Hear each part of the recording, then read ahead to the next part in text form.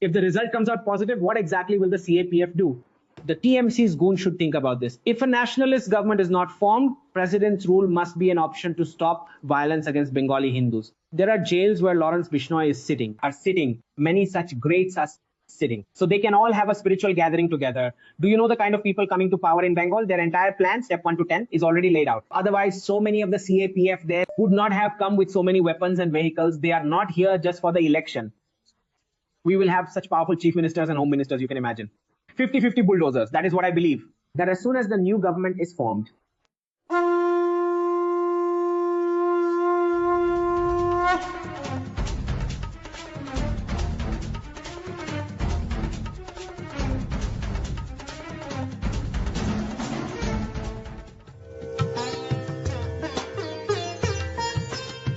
this election, this was the very last chance that the state of Bengal had to save itself, this one election.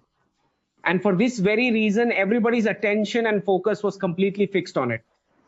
So nobody even paid any attention to the fact that local body elections were happening on such a massive scale in Gujarat. Not even the central government gave it any thought. Was deemed appropriate because everyone's focus was on Bengal, on saving Bengal this time at any cost. So I think from that perspective as well, everyone's entire focus remained right there. So hopefully we would want a nationalist government to be formed. And if a nationalist government is not formed, and then there are disturbances, then the option of president's rule should also be on the table. I'm telling you in clear terms. And if the disturbances and problems increase even further, then the option of implementing president's rule should also be on the table.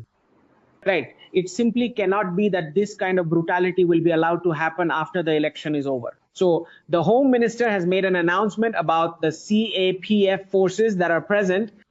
They will remain right there in Bengal for 60 days, even after the voting has concluded. And during these 60 days, if the result is positive, what will the CAPF do? The TMC goons really ought to consider that. Because I was watching all day long as the TMC spokespersons were holding public gatherings, calling press conferences and openly threatening people. And who exactly are they threatening? A government officer. So who is this Ajay Pal, the one from the Uttar Pradesh cadre who was given this particular duty in the Bengal elections? And he is considered in a way one of Babaji's encounter specialists. So you have to send an encounter specialist. Do not you have any shame for what you have specialist, that an encounter specialist must be assigned to poll duty.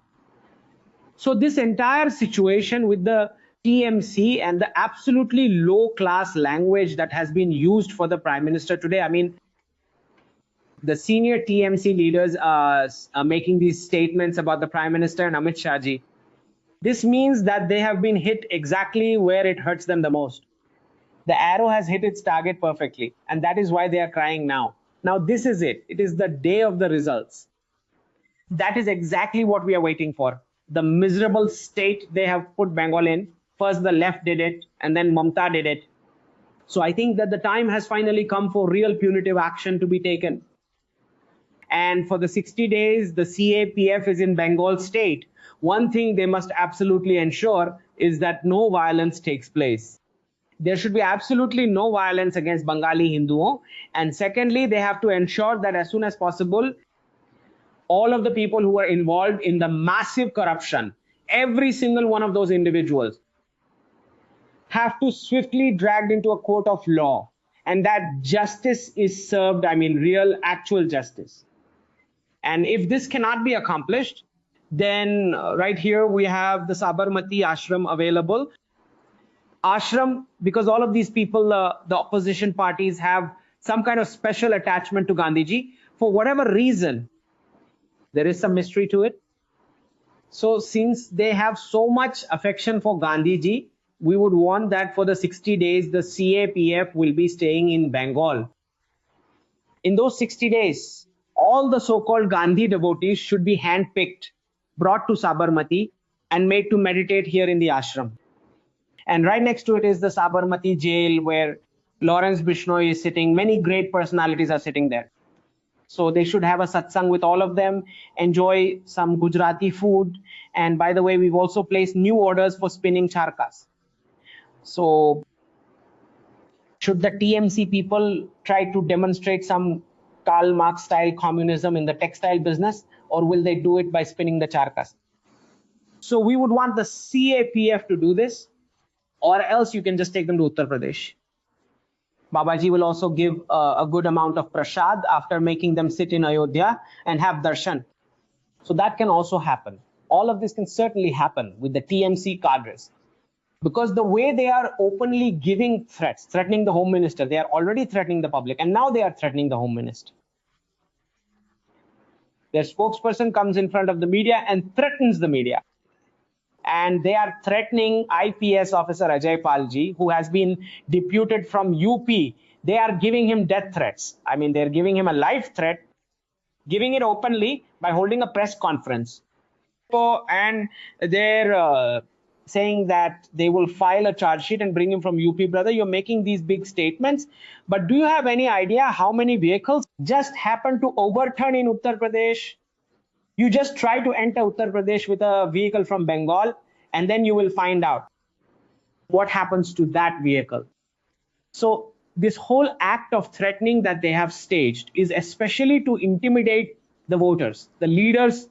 Well, what would they be afraid of? But to create a psychological impact on the voters. This drama by TMC that you've seen for 2 days is because it must have become clear to them in the first phase that their tricks won't work in the election. That's what it seems to them. It must have become clear in the first phase. That is why all these tantrums are being thrown in the second phase. I firmly believe that as soon as the government is formed, the very first thing is all those people who were involved in corruption and all these things with TMC, first of all, every single one of them should resign, right? They should either resign on their own or go to jail themselves. You know, there are many such goons in Uttar Pradesh who go to jail, lock it themselves and go inside. They say, Babaji, we don't want to come out. Because if we come out, who knows what will happen? It's better to stay inside. This happens in Uttar Pradesh. Now let's see about Bengal. Maybe the same will happen there. TMC members will go to jail themselves, saying jail is better than this. So some government employees should also start thinking, especially those who have accumulated a lot of cash in their personal accounts and in their accounts in Switzerland. All the high-level officers who must have been in the government, the ones who were working directly with Mamata B, who gave election and Aadhaar cards to illegal Bangladeshis for 1,500 rupees, 500 rupees, or 1,000 rupees. That cash has to be somewhere, right? So for all of these people, there is very little time left starting next month, right after the election results. You know what kind of people are going to come into the government in Bengal, and then you know what will happen. And especially the appointment of Mr. R.N. Ravi as the governor has already been officially made. Right. He was brought from Tamil Nadu and made governor of Bengal at the exact right time, the most precise time. So you already know what is going to happen. And those who knew were asking me on Twitter, on X, back in 2023. They said, sir, do something about Bengal, do something about Bengal. There are rapes, there's violence. I gave them an answer back then that until every single step from 1 to 10, the Home Minister and the Prime Minister both plan everything out from step 1 all the way to step 10. Step 1 will not be taken in Bengal. I am repeating this. Until the Home Minister and the Prime Minister completely plan out everything that needs to be done in Bengal from step 1 to step 10, step 1 was absolutely not going to happen. That is why when you were asking in 2023, I repeatedly told you that the man from Gujarat will not leave Delhi until they finally solve Bengal. Now, that time has finally come. Their entire step 1 to step 10 plan must be ready. Otherwise, so many CAPF forces there would not have arrived with all those weapons and vehicles. They have not come just for the election. They have come for the post-election cleanup. They are not going to leave until the cleanup is done. They are not leaving. Okay, so step 1 to 10 must be fully planned. Now, the only hope is that the numbers come in so that the president's rule option does not have to be exercised. That is the only thing. If the numbers come, then the matter is over. And we need exactly this kind of home minister in Bengal. We need such a strong home minister. one who orders 50 bulldozers from Uttar Pradesh and Gujarat in advance. Place an advance order for Bengal, 50 bulldozers. Bulldozers should come from all the states, from every single state, from Bihar to Punjab, no, from Bihar to Uttar Pradesh to Gujarat, from everywhere contribute 50 bulldozers to Bengal. This will have to be done right after the election results. You already know what is going to happen. We will just hope that it all happens with minimum bloodshed, because you people have already done all the cursing and abusing you had to do. You have given all the abuses you wanted to Mr. Modi. You are calling Mr. Amit Shah fat, a buffalo, a bull. I mean, what level of leaders are these who use such completely indecent language for our home minister? Mahua Moitra. And that Derek O'Brien, yes, this no-brain version of Derek O'Brien that we have. The kind of language he is using for the central government, it is as if Bengal is outside India. I mean, has Bengal seceded or something? The kind of language that is being used, well, their number is up now. You are seeing it in Maharashtra ever since Devendra Bhau has arrived. Every day, every single day, the bulldozer is at work. Every day. A cleanup is happening every day. The de-radicalization process is running every day. 5 acres, 10 acres, 50 acres of land are being reclaimed from illegal occupiers. Absolutely just like that. It is happening every single day.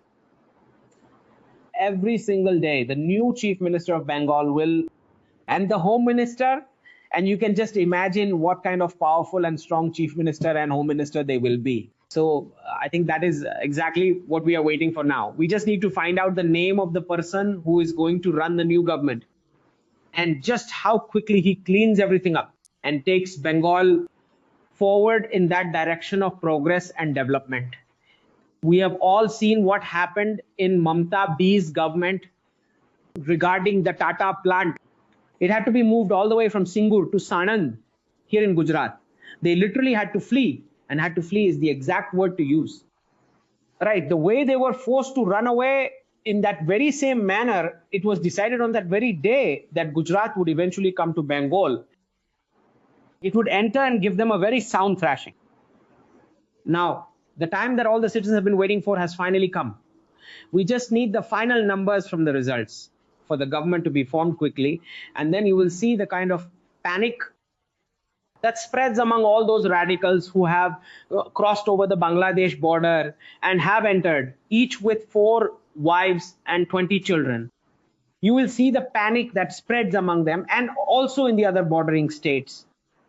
They should be on very high alert, because all of these people will surely run and try to enter your states.